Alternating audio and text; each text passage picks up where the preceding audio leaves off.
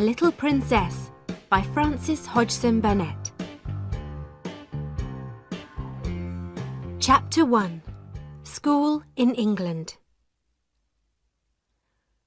One cold winter day, a little girl and her father arrived in London.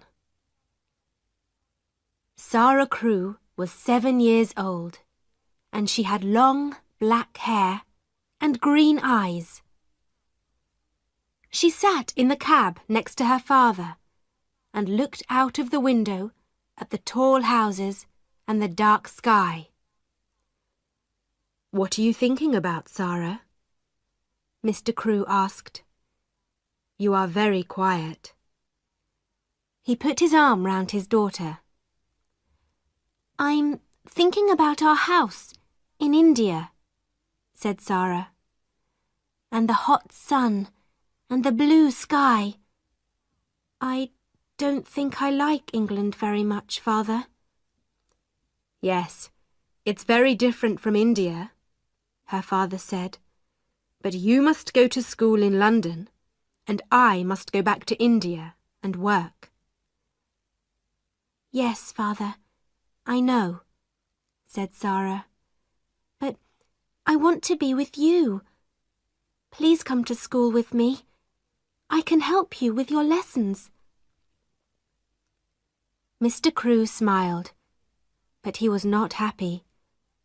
He loved his little Sarah very much, and he did not want to be without her. Sarah's mother was dead, and Sarah was his only child. Father and daughter were very good friends. Soon they arrived at Miss Minchin's school for girls and went into the big house. Miss Minchin was a tall woman in a black dress. She looked at Sarah and then gave a very big smile. "What a beautiful child!" she said to Mr. Crewe. Sarah stood quietly and watched Miss Minchin. "Why does she say that?" she thought. "I am not beautiful, so why does she say it?" Sarah was not beautiful, but her father was rich. And Miss Minchin liked girls with rich fathers because it was good for the school, and good for Miss Minchin too. "Sarah is a good girl," Mr. Crewe said to Miss Minchin. "Her mother was French, so she speaks French well. She loves books and she reads all the time, but she must play with the other girls and make new friends too." "Of course," said Miss Minchin. She smiled again. "Sarah is going to be very happy here, Mr. Crewe." Mr. Crewe stayed in London for a week. He and Sarah went to the shops, and he bought many beautiful, expensive dresses for his daughter. He bought books and flowers for her room, and a big doll with beautiful dresses too. Miss Minchin smiled, but she said to her sister Amelia, "All that money on dresses for a child of 7! She looks like a little princess, not a schoolgirl." When Mr. Crewe left London, he was very sad. Sarah was very sad too, but she did not cry. She sat in her room and thought about her father on the ship back to India. "Father wants me to be happy," she said to her new doll. "I love him very much, and I want to be a good daughter, so I must be happy." It was a very big and very beautiful doll, but of course it could not answer. Sarah soon made new friends in the school.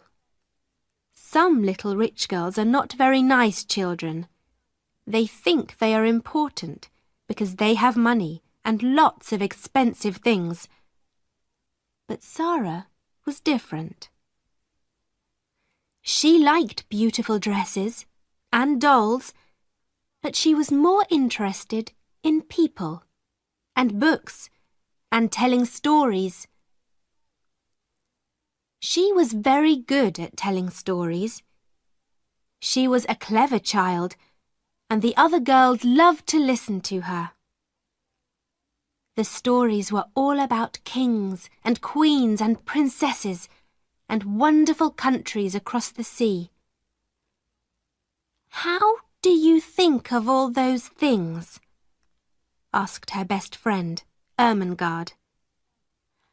"I have all these pictures in my head," said Sarah, "so it's easy to tell stories about them." Poor Ermengarde was not clever. She could never remember any of her school lessons, and Miss Minchin was always angry with her. Sarah often helped Ermengarde with her lessons. "Listen, Ermi," she said. "You remember that French king, Louis XVI? Well, this is a story about him. One day, in 1792, and so Ermengarde learnt her lessons through Sarah's stories, and she loved her friend very much. But not everybody was Sarah's friend. Lavinia was an older girl. Before Sarah came, Lavinia was the richest and the most important girl in the school.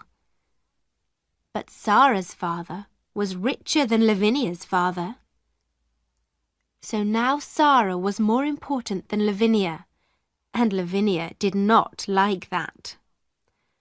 "Oh, Sarah is so clever," Lavinia often said. "Sarah is so good at French. Her dresses are so beautiful, and she can sing so well, and she is so rich. Of course Miss Minchin likes her best." Sarah did not answer when Lavinia said these things. Sometimes it was not easy, but Sarah was a kind, friendly girl, and she did not like to be angry with anyone.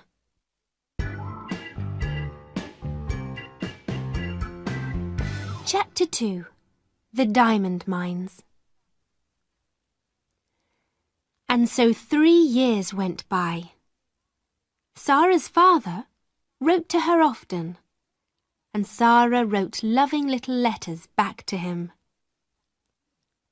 One day, a very exciting letter arrived. Everybody in the school talked about it for days.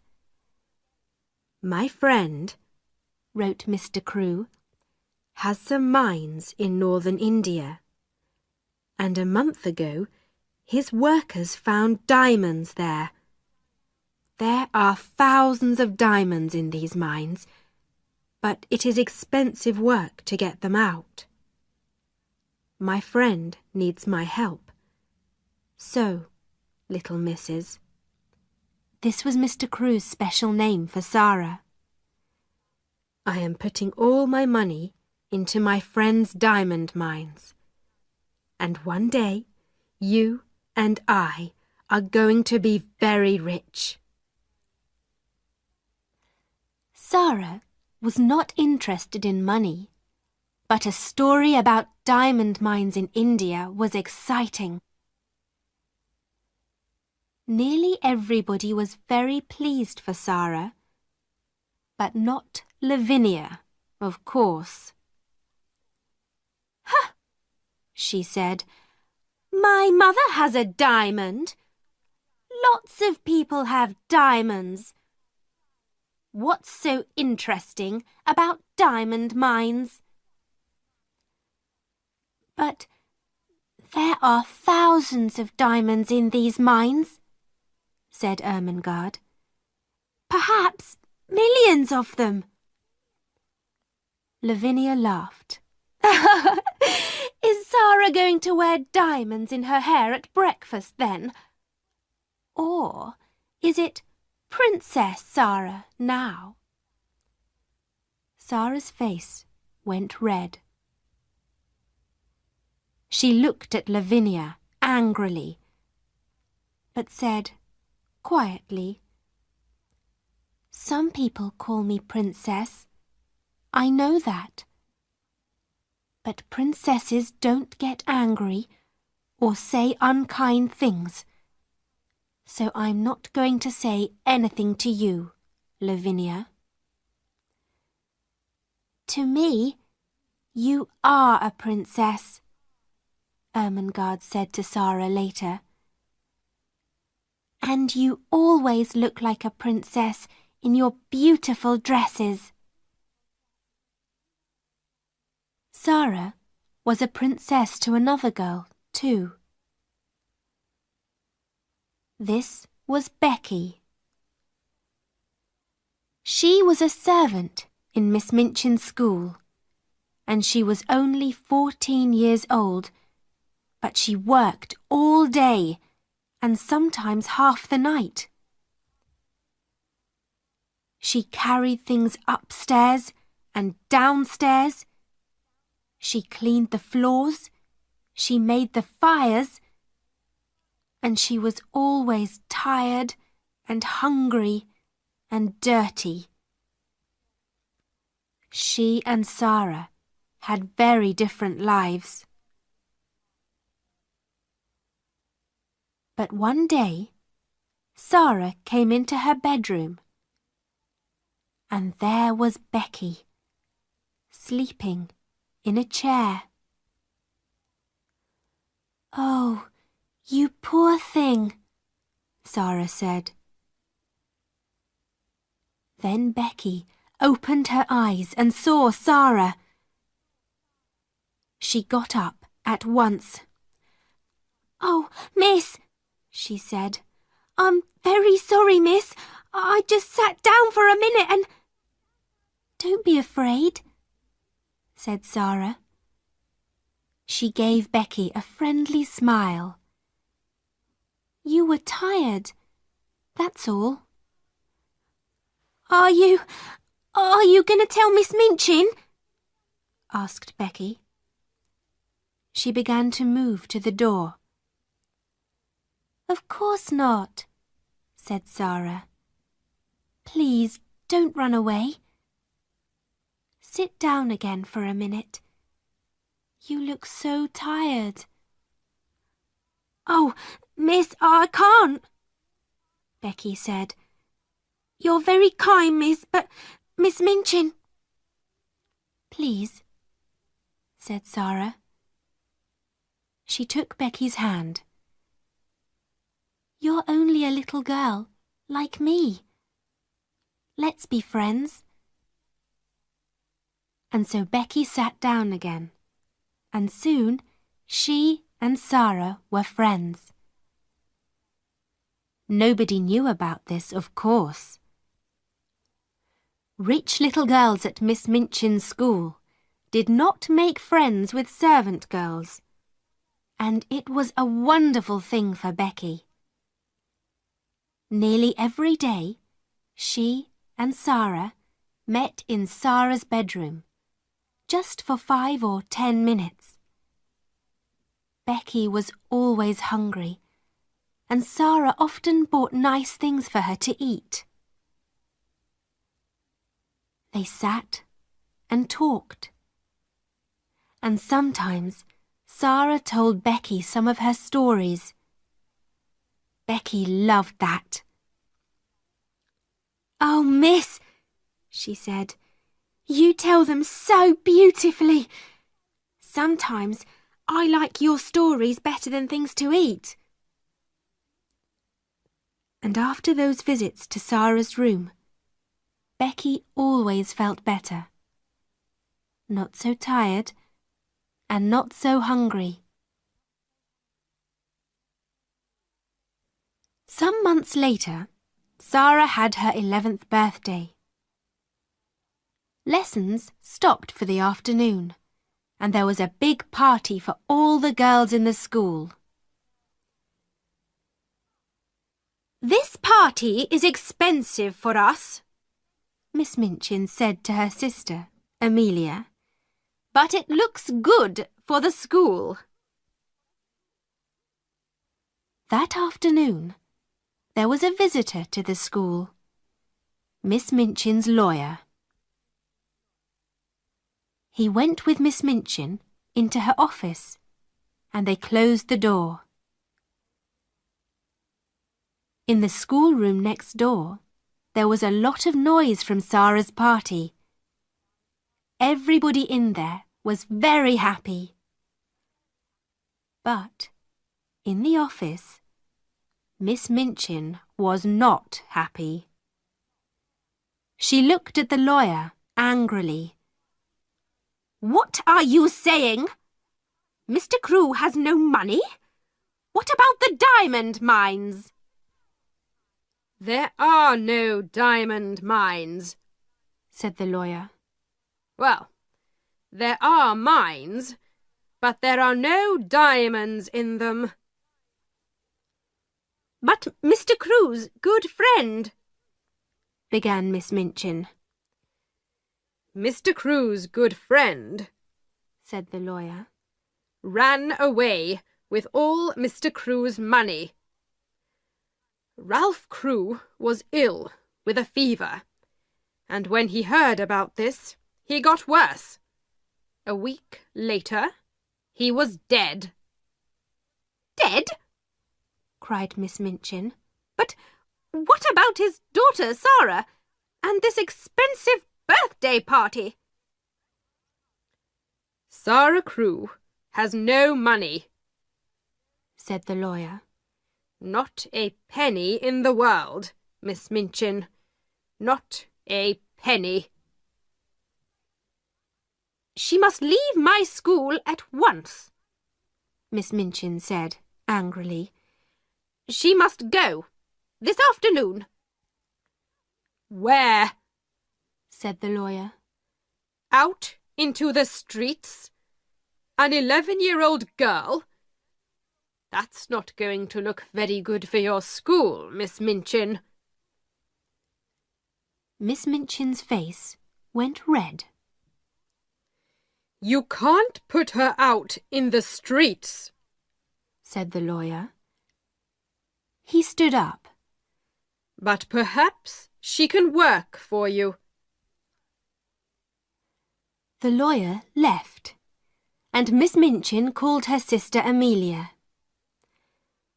"Bring Sarah Crewe here at once," she said.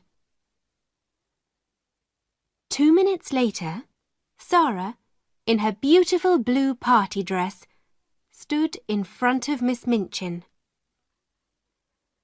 "Have you a black dress, Sarah?" Miss Minchin said coldly.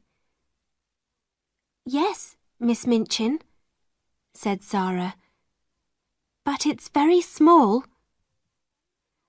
"Go and put it on at once," said Miss Minchin. "Your father is dead. There were no diamond mines, and your father's friend ran away with all his money. You have nothing. Not a penny. But I am going to be very kind to you. You can stay in my house, but now you must be a servant and work for your bread. You can sleep in a servant's room, upstairs, next to Becky's room."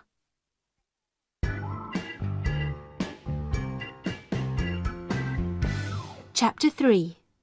The New Servant Girl. That evening, in the little attic room, Sarah sat on the bed in her old black dress. She did not cry, but her face was white, and she did not move or speak for hours. Late at night, the door opened quietly, and Becky looked in. Her eyes were red from crying. "Oh, miss," she said. "All the servants are talking about it. I'm so sorry. So sorry." She looked at Sarah's white face and began to cry again. Then she ran to Sarah and took her hand. At last, Sarah moved. Slowly, she turned her head and looked at Becky. "Oh, Becky," she said. And that was all. That first night in the attic was very long. Sarah did not sleep. "Father is dead," she whispered again and again. "Father is dead. I'm never going to see him again." The next morning, Sarah's new life began. She learnt to clean floors and to make fires. She ran upstairs and downstairs, and she worked in the kitchen. The cook was a big woman with a red, angry face. "So," she said, "the little rich girl with the diamond mines is now a servant, eh?" She looked at Sarah. "Now, I'm making apple pies this morning. Run down to the shops and get me some apples, and be quick." So Sarah ran to the shops and carried a big bag of apples back to the house. Then she cleaned the kitchen floor and carried hot water up to all the bedrooms. She worked every day, from early in the morning to late at night. She helped in the school too. "You speak French well," Miss Minchin said to her coldly, "so you can teach French to the younger children. But you're only a servant. Don't forget that." The first months of Sarah's new life were very hard. She was always tired and hungry, but she never cried. At night, in her little attic, she thought about her father, dead in India all those miles away. "I must be brave," she said. "Father always wanted me to be brave. And I have a bed to sleep in and something to eat every day. Lots of people don't have that." At first, Sarah's only friend was Becky. Every day, Becky came into Sarah's room. They did not talk much, but it helped Sarah a lot to see Becky's friendly, smiling face. The girls in the school were sorry for Sarah, but Sarah was a servant now, and they could not be friendly with a servant. Lavinia, of course, was pleased. "I never liked Sarah Crewe," she told her friends. "And I was right about the diamonds. There weren't any." Ermengarde was very unhappy. When she saw Sarah in the school, Sarah walked past her and did not speak. Poor Ermengarde loved Sarah and wanted to be friendly, but she was not clever and she did not understand. One morning, very early, she got quietly out of bed, went upstairs to the attics, and opened Sarah's door. "Ermengarde," Sarah said, "what are you doing here?" Ermengarde began to cry. "Oh, Sarah, please tell me, what is the matter? Why don't you like me now?" "I do like you," Sarah said. "Of course I do. But, you see, everything is different now. Miss Minchin doesn't want me to talk to the girls. Most of them don't want to talk to me, and I thought perhaps you didn't want to." "But I'm your friend!" cried Ermengarde. "I'm always going to be your friend, and nobody can stop me." Sarah took Ermengarde's hands. She suddenly felt very happy. Perhaps she cried a little too. Who can say? There was only one chair, so the two friends sat on the bed. Ermengarde looked round the attic. "Oh, Sarah, how can you live in this room? It's so cold and dirty." "It's not so bad," said Sarah. "And I've got lots of friends. There's Becky in the next room, and come and see." She moved the table under the window, and then she and Ermengarde stood on it and looked out of the window over the roofs of the houses. In her pocket, Sarah had some small pieces of bread.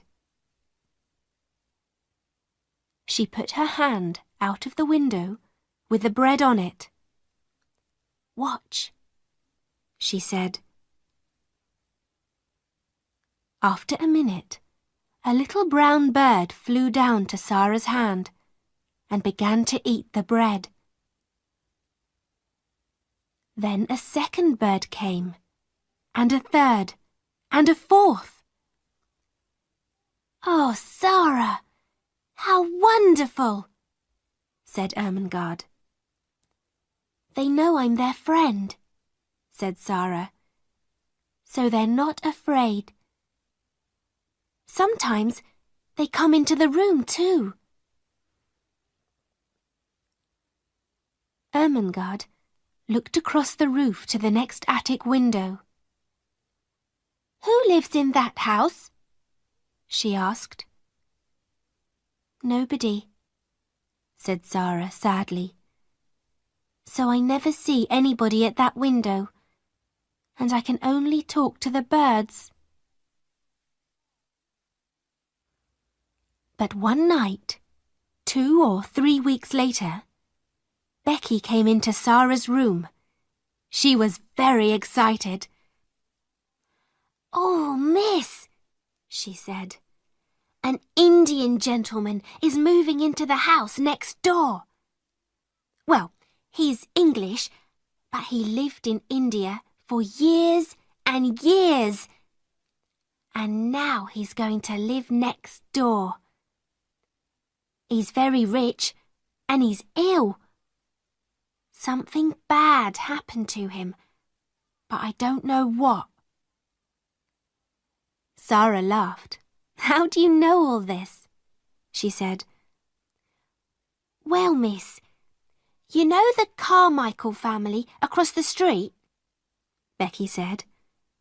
"I'm friendly with their kitchen girl, and she told me.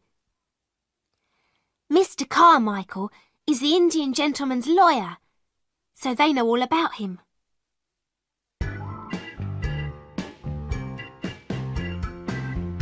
Chapter 4. Ram Dass and the Monkey. Every morning, when Sarah gave the birds their bread, she looked across to the attic window next door, but nobody opened it. Nobody called out, "Good morning," across the roof, or gave Sarah a friendly smile. Perhaps the Indian gentleman's servants all sleep downstairs, she thought sadly. Her life was very lonely now. She saw Becky every day, of course, but they did not have much time for talking. The cook and the other servants were not friendly. Sometimes, at night, Ermengarde came up to Sarah's room, but it was not easy for her to come often. Then, one evening, Sarah was in her attic when she heard a noise on the roof. She looked up, and there, at the open window, was a small monkey. "Oh, you dear little thing!" cried Sarah. At once, the monkey jumped down and began to run round the room. Sarah laughed. She got up on the table and looked out of her window, and at the next window she saw a face. The smiling face of an Indian Lascar. "Oh!" cried Sarah. "Have you got a monkey? He's in my room." The Lascar's name was Ram Dass. And yes, it was his monkey. He gave Sarah a big smile. "I'm so sorry," he said. "Can I come and get him?" "Oh, yes, please," said Sarah. "I think he's afraid of me, and he runs so fast. But can you get across the roof?" Yes, Ram Dass could. And a minute later, he was in Sarah's room. Soon, the monkey jumped into his arms, and Ram Dass thanked Sarah again and again. Then he went away, across the roof, back into the house next door.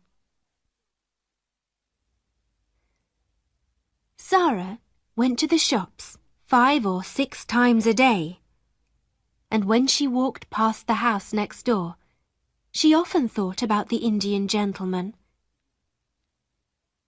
She felt sorry for him. He had no wife or family, and the doctor visited the house every day. Mr. Carmichael, the lawyer, often visited too, and sometimes the Carmichael children went with him.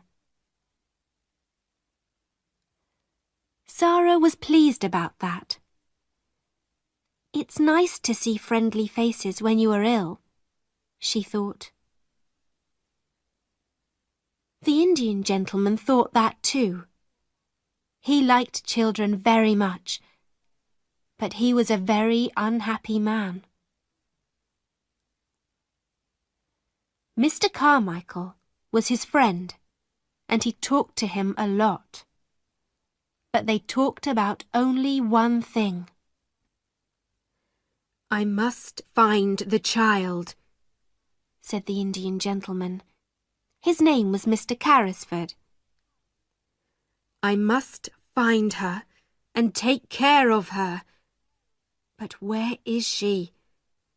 Here I am, with all this money from the diamond mines, and half of it is Ralph Crewe's money.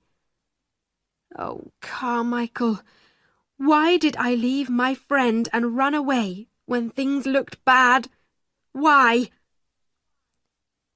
You ran away because you were ill with a fever, said Mr. Carmichael. It nearly killed you, remember? And it did kill poor Ralph, said Mr. Carrisford. He put all his money into the mines because I was his friend. But at first we didn't find any diamonds, and all Ralph's money was gone. I was afraid to tell him, so I ran away. And later, when we did find diamonds, Ralph was dead. He laughed angrily. What a brave friend I was! It's not easy to be brave, Mr. Carmichael said quietly, when you're ill with a fever. Mr. Carrisford looked into the fire. Ram Dass tells me, he said, about a little servant girl next door. The monkey ran away, and Ram Dass went across the roof to get him back from her room. The poor child sleeps in a cold, dirty attic and works about 16 hours a day. Is Ralph's daughter living like that? I can't stop thinking about it. We're going to find her one day, said Mr. Carmichael. But how? Said Mr. Carrisford. He put his head in his hands. I never saw her. I don't know her name. Ralph always called her his little missus. We talked all the time about the mines. He never told me the name of her school. Her mother was French. So did he take her to a school in France? Or was it in England? Well, we know there was a child at a school in Paris, said Mr. Carmichael, with the name of Carew or Crew. Her father died suddenly, and a Russian family took her away with them, because she was a friend of their daughter. Perhaps this girl is Ralph Crew's child. Next week, I'm going to Moscow to look for her. I want to go with you, but I'm not well, said Mr. Carrisford. I must find her, Carmichael. I must. Every night in my dreams, I see Ralph Crew's face, and he says, Tom, Tom, where is my little missus? And I have no answer for him. Mr. Carrisford took his friend's hand. Help me to find her. Help me. Winter came, with its short, dark days, and the attic rooms were very cold. There were no fires for servant girls, and often Sarah and Becky could not sleep because of the cold. Sarah was taller now, and her old black dress was very short. Her shoes were old, and she had no warm coat for the winter weather. She was thin, too. She did not get very much to eat, and she was always hungry. She carried big baskets of shopping through the rain and the snow. One day, she found a sixpence in the snow, and she bought some hot new bread with it. Then she saw a child by the door of the shop. The child had no shoes and no coat, and her thin face was blue with cold. She is hungrier than I am, thought Sarah, and she gave her hot new bread to the child. When she got back to the school, Miss Minchin was angry. Cook is waiting for you, Sarah. Why are you late? I can't walk quickly through the snow, said Sarah. My shoes are old, Miss Minchin, and my feet get very cold. Miss Minchin did not like to hear this. Don't speak to me like that, she said. I am kind to you. I'm giving you a home, but you never say thank you to me. Sarah looked at her. You are not kind, she said quietly. And this is not a home. Go to your room at once, said Miss Minchin. On the stairs, Sarah met Lavinia. Lavinia looked at her and gave a little laugh. Oh, here's Princess Sarah, she said, in her old dress and her dirty shoes. In the attic, Sarah sat down on the chair by her table. I must be brave, she whispered. A princess is always brave, so I must be too. But it's not easy. She put her head down on her arms. Oh, Father, do you remember your little missus? Can you see me now? And in the house next door, Mr. Carrisford sat by a warm fire. Moscow is a long way from London, and he could only wait. But he thought about Ralph Crewe's child every day. He thought about other children too. Ram Dass, he said, how is that poor little servant girl next door? Can we do something for her? I see her in the street every day, said Ram Dass. In the rain, in the snow. She looks thin and hungry, but we can help her. I can easily get in through her attic window. Listen. And he talked for some minutes. Mr. Carrisford smiled. Yes, he said to Ram Dass. Yes, I like it. Let's do it.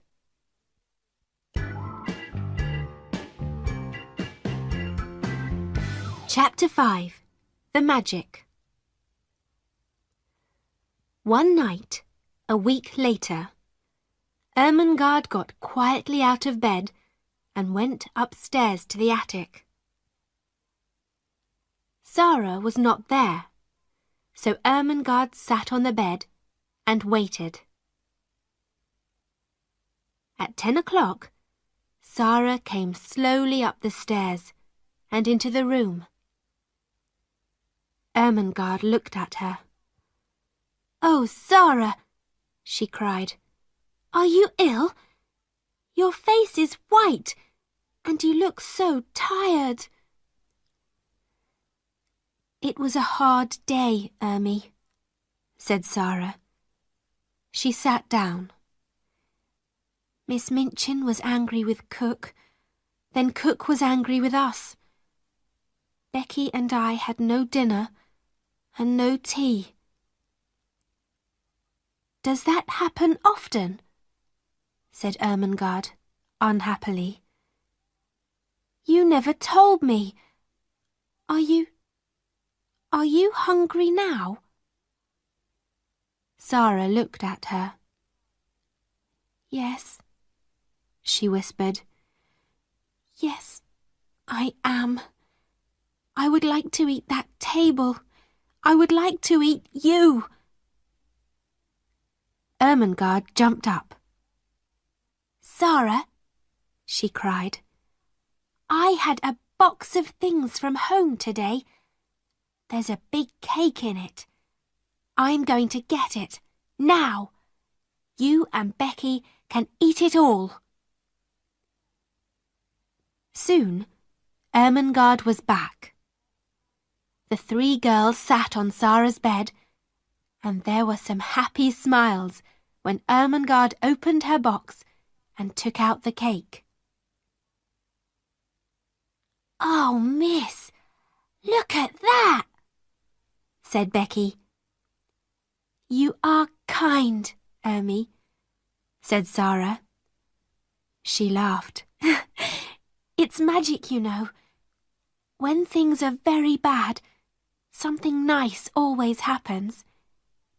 Here we are, having a party." Ermengarde gave Sarah and Becky some cake, and they began to eat. Suddenly, they stopped. There was a noise of feet on the stairs. They listened. "Oh, no," whispered Becky. It's Miss Minchin." "Yes," said Sarah. Her face was white again. Then the door opened and Miss Minchin came in. "So, Lavinia was right," she said angrily. "Tea with Princess Sarah. Becky, get back to your attic at once." "Oh, please, Miss Minchin," cried Ermengarde. "It was my cake from home. We're only having a party." "Go back to your room, Ermengarde," Miss Minchin said coldly. "and take these things with you. And tomorrow," she looked at Sarah, "there's no breakfast, no dinner, and no tea for you. Remember that." Soon, the attics were quiet again. Tired and hungry, the 2 servant girls went to sleep. But after an hour or 2, Sarah opened her eyes. Was it a noise from the window, perhaps? "Something is different," Sarah whispered. "What is it?" She sat up in bed and looked round the room. She looked again and again, and her eyes were very big. The room was different, very different. There was a wonderful hot fire. There were new, warm blankets on her bed, and beautiful pictures on the walls. Sarah slowly got out of bed. "Is this a dream?" she said. "Where did all these things come from?" She put out her hand to the fire. "No, it's not a dream. The fire is hot.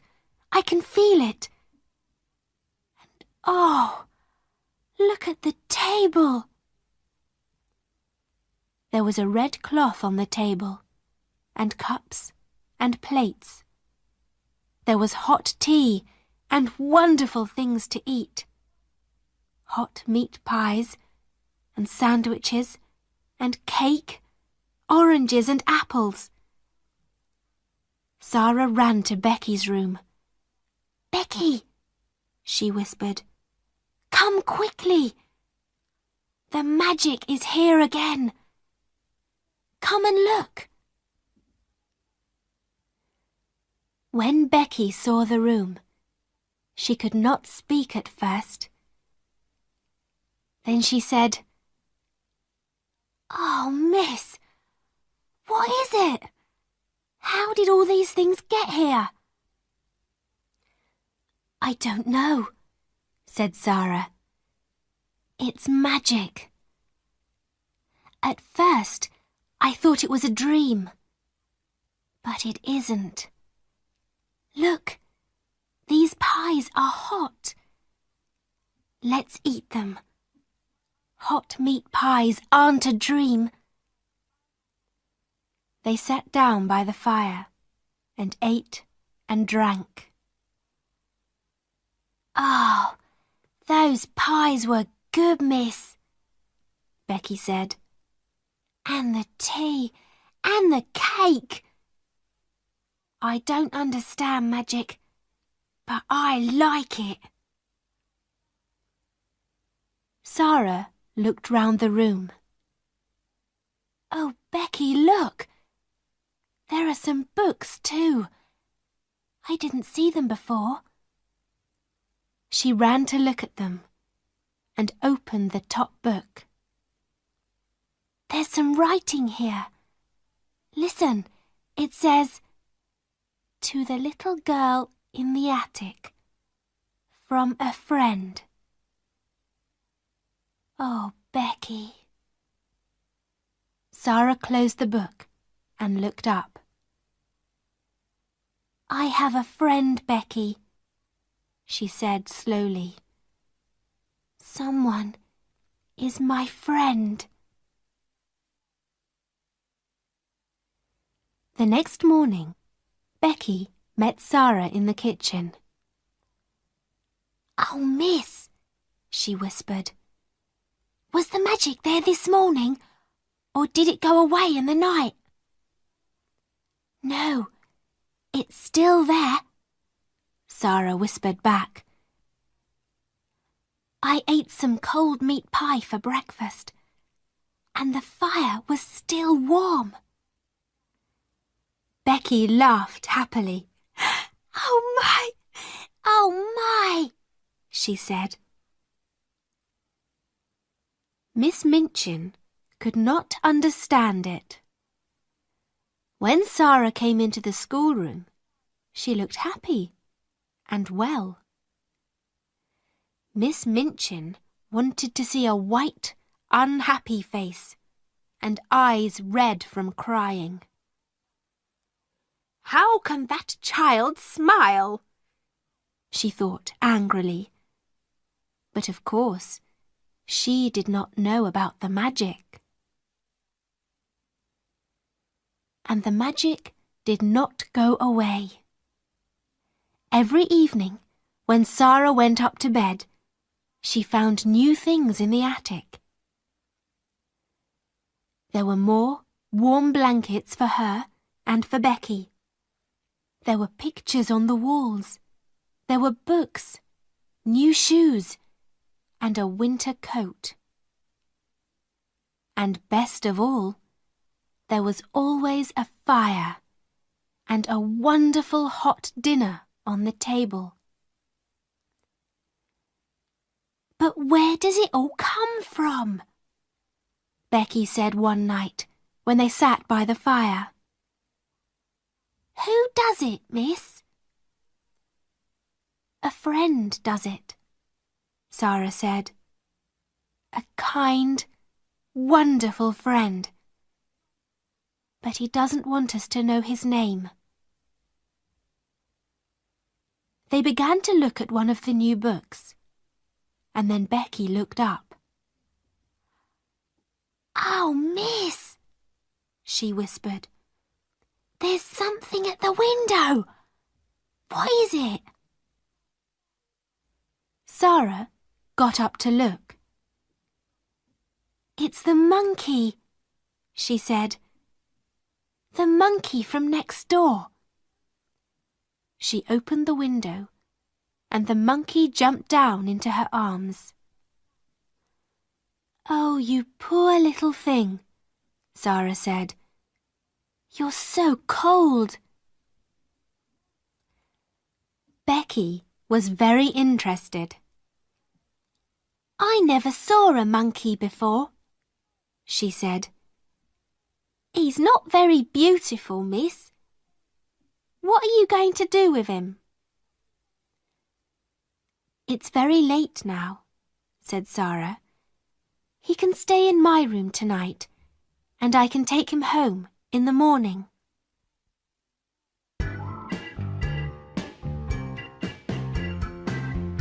Chapter 6. Lost and Found. The next morning, the first visitor to the house next door was Mr. Carmichael, back from Russia. But when he came into the house, his face was sad. Mr. Carrisford knew the answer at once. "You didn't find her," he said. "I found her," Mr. Carmichael said. "but it was the wrong girl. Her name is Emily Carew, and she's much younger than Ralph Crew's daughter. I'm very sorry. We must begin again," said Mr. Carrisford, unhappily. "But where? It's 2 years now. 2 years. "Well, she isn't at a school in Paris, we know that," Mr. Carmichael said. Let's look at the schools in England now." "Yes," said Mr. Carrisford. "Yes, we can begin in London. There's a school next door, Carmichael." Perhaps it was the magic again. But at that moment, Ram Dass came quietly into the room. "The little servant girl from the attic is here," he said to Mr. Carrisford. "with the monkey. He ran away again last night to her room. Would you like to see her?" "Yes," said Mr. Carrisford. "Yes, I would. Bring her in." And so Sarah came into the room and stood in front of the Indian gentleman. She smiled at him.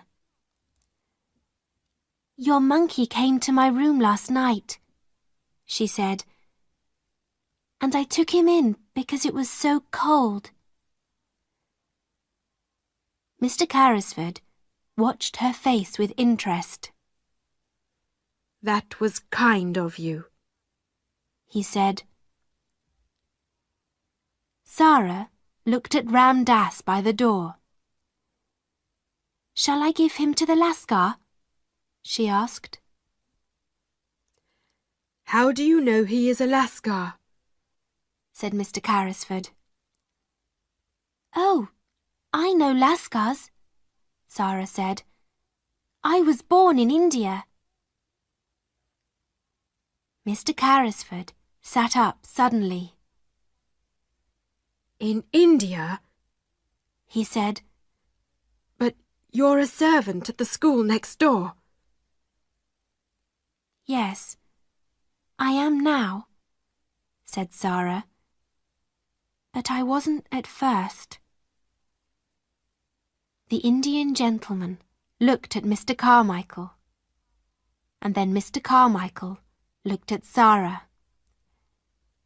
"What do you mean by 'at first,' child?" he asked. "When Father first took me to the school." "Where is your father?" said Mr. Carmichael.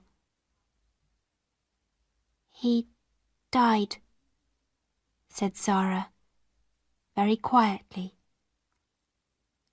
"His friend ran away with all his money, and there was no money for me. There was nobody to take care of me So Miss Minchin put me in the attic and said I must work for my bread. The Indian gentleman moved in his chair. What was your father's name? He said. Tell me. Sarah looked at him sadly. Ralph Crewe, she said. He died in India from a fever 2 years ago. Mr. Carrisford's face went very white. Carmichael, he whispered. It is the child. The child. That was an exciting day for many people. At first, poor Sarah did not understand.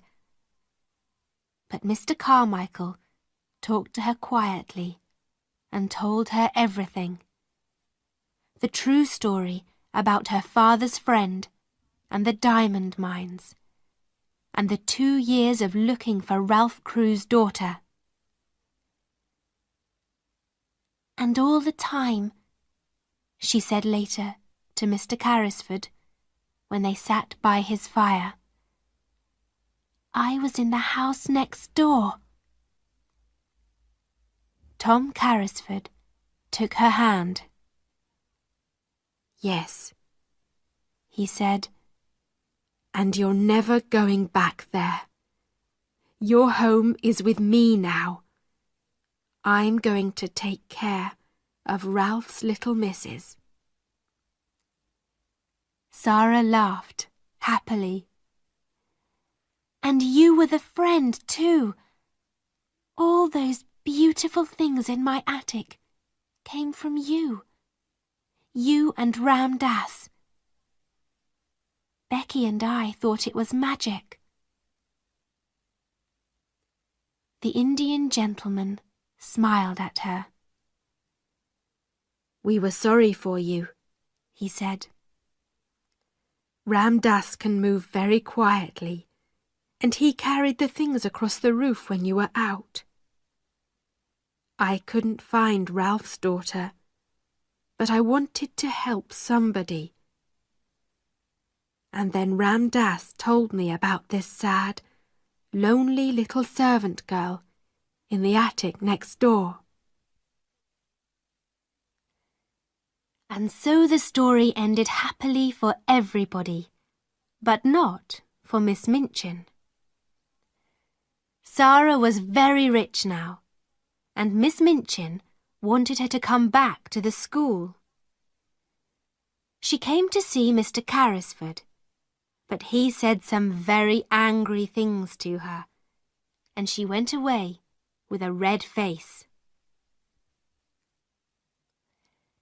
Becky came to live in Mr. Carrisford's house too. She was Sarah's servant, and she was very happy. She had a warm room, nice dresses, and good things to eat every day, and she loved Sarah very much. Ermengarde often came to visit Sarah, and Sarah helped her with her school lessons again. Ermengarde was not clever, but she was a true friend. On that first day, in the Indian gentleman's house, Sarah wrote a letter to her, and Ermengarde carried the letter into the schoolroom. There were diamond mines, she told Lavinia and the other girls. There were millions and millions of diamonds in the mines, and half of them are Sarah's. And they were her diamonds all the time when she was cold and hungry in the attic. And she was a princess then, and she's a princess now.